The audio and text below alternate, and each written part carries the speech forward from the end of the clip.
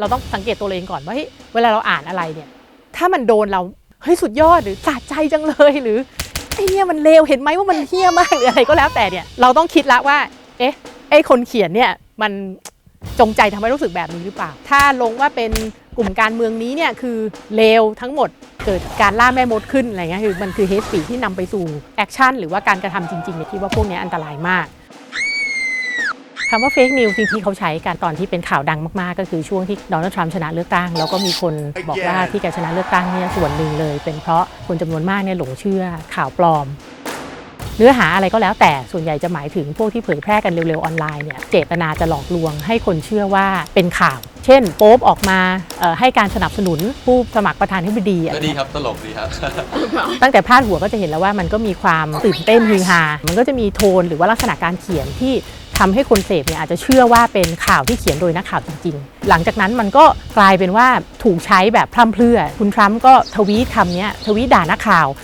ชิ้นไหนที่แกไม่ค่อยชอบใจแกก็จะบอกว่าเนี่ยเฟกนิวส์ Fake that was false and fake and never happened you are fake news you are fake news มันก็เลยเริ่มทำให้ความหมายมันเริ่มเลือนก็คิดว่าเป็นเรื่องที่อันตรายเหมือนกัน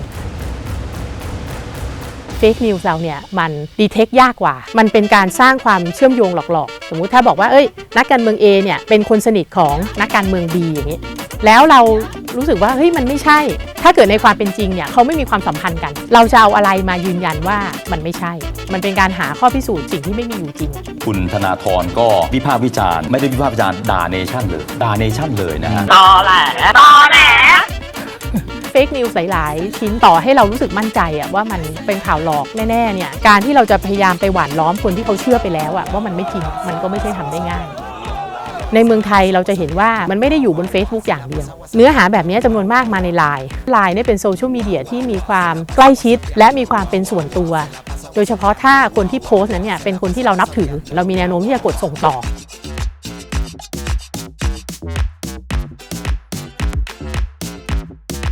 ในต่างประเทศเนี่ยมีเว็บไซต์อย่างเช่น snopes.com หรือว่า PolitiFact เนี่ยเป็นต้นก็คือมันเป็นกลุ่มคนที่เขาเจตนาจะพยายามช่วยปัดเป่าความเข้าใจผิดเกี่ยวกับข่าวลือข่าวลวงไปรวมไว้ใน Database บนเว็บไซต์แต่ว่าเมืองไทยเราคิดว่ามันขาดตรงนี้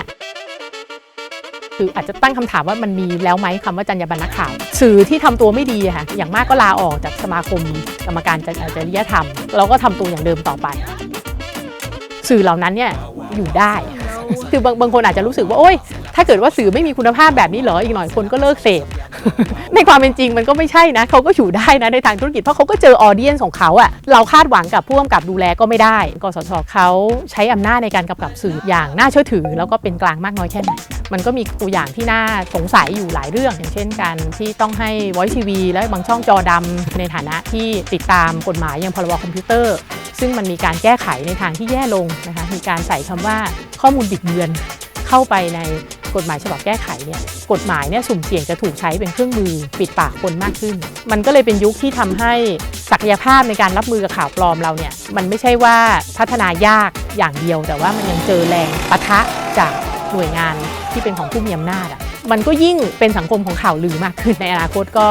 คิดว่าเนื้อหาที่เป็นลักษณะของการปลอมแปลงเป็นระดับ deep fake เลยก็คือด้วยความก้าวหน้าเทคโนโลยีนั่นแหละความเป็นไปได้ที่จะเจออะไรแบบนี้ disinformation หรือข้อมูลหลอกมันเยอะแยะจนเกือบครบทุกประเภทสมมติเราเห็นอะไรแล้วสุดยอดเลยแล้วเราก็รีบแชร์ทันทีต่อๆกันไปโดยไม่คิดเนี่ยแล้วเราก็รู้สึกว่าความเชื่อเรายิ่งถูกเนี่ยมันก็จะยิ่งตกอยู่ใน echo chamber ใช่ไหมแล้วเราก็จะเข้าใจผิดว่าทุกคนคิดแบบนี้ก็เลยอาจจะต้องอยู่ที่ตัวเราเองแต่ละคนน่ะว่าก็จะต้องเสพสื่อที่มันมีความหลากหลายไปเตือนกันเฮ้ยอย่าดูช่องนี้ช่องเดียวอ่านช่องอื่นๆด้วยที่มันไม่ใช่ขั้วเดียวกัน